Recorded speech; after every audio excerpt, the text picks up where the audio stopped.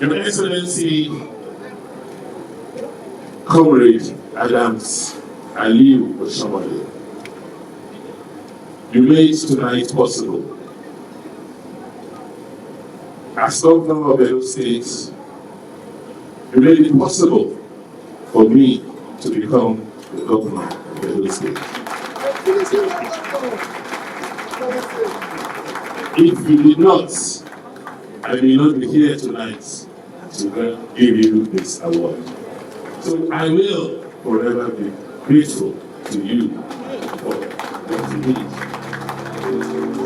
Supporting my ambition to be Governor of Edo State. But beyond the support, history will always record you as being that governor who tried to make a break from the norm.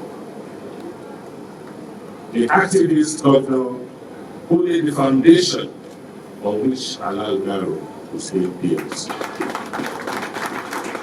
So on behalf of Edo people, I want to say thank you. I want to say we appreciate you. We appreciate your courage.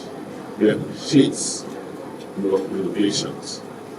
And pray that God Almighty and posterity will continue to remember and acknowledge you for what you have done.